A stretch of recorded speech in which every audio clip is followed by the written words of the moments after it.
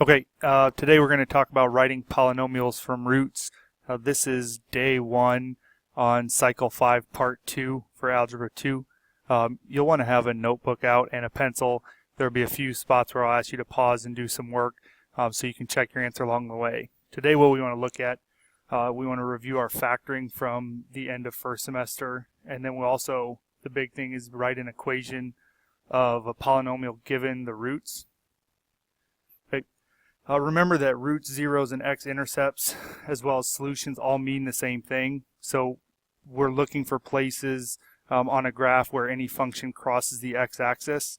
The ways that we found the zeros are by factoring graphing, using synthetic division, or some sort of combination of these things. Okay, today we'll mostly look at the factoring and graphing portion of finding zeros and using zeros. Okay, so on the graph at the left, that's the function x squared plus 5x plus 4. So this graph right here, that equation again is x squared plus 5x plus 4. And we can see that this function crosses the x-axis at -4 here and at -1 as well. So this has two real roots. We could also find these values by factoring our polynomial, which you can see right here. Our polynomial would factor as x plus 4 times x plus 1.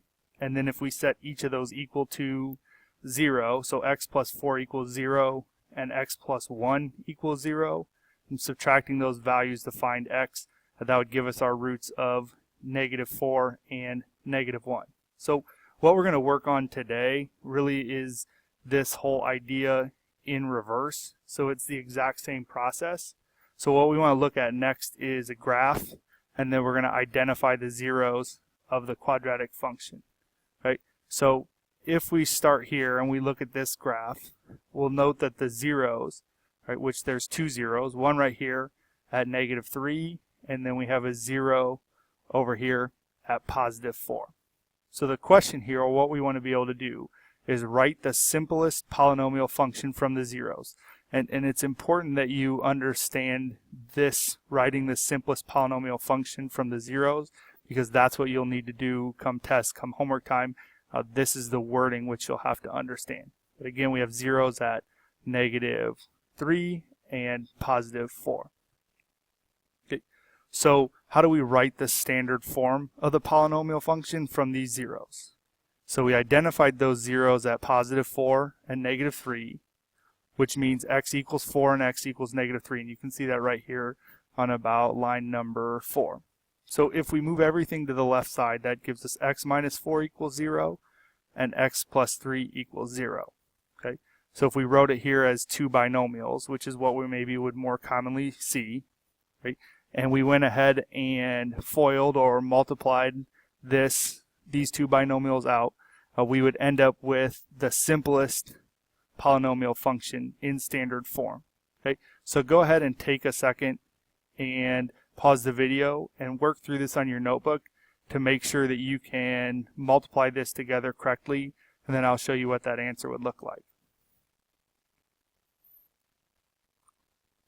Okay, so if we come back to our graph here, and I think my video cuts this off a little bit, what you should have ended up with is x squared minus x minus 12. And we can see that gives us the zeros here at a -3 and +4. Okay, so here's another example of writing a polynomial function given the zeros. This time we're given 3 zeros, a -3, a 1/2, and a 1. It doesn't change the way that we do this. It's just that we're going to have to multiply 3 binomials instead of 2. So we would multiply the first two binomials together, or any of the two binomials that we wanted, and we would get here a quadratic equation and still this third binomial that we would have to multiply in. So it's just kind of a tough one with the fractions, but pause the video and take a look at what the steps are that we're doing here so that you understand how to do this process with 3 zeros.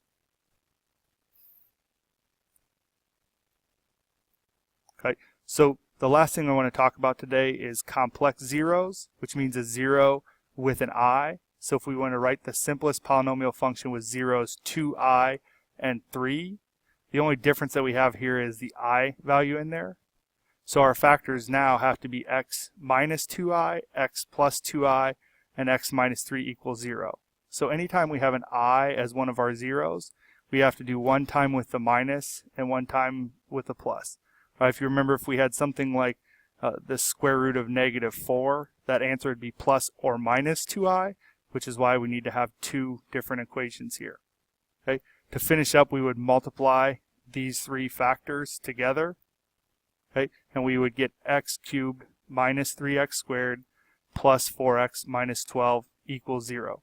Again, go ahead and pause the video and multiply our three binomials out here and make sure that you can get this answer here, keeping in mind that I squared is equal to negative 1. Okay, so you should now be able to start homework number 1 from your homework syllabus. If you have any questions, just see me, or if you need more examples, make sure you get with me for help. Okay? If you'd like to view this Desmos activity, just go to student.desmos.com and enter the class code F6E3. Thanks.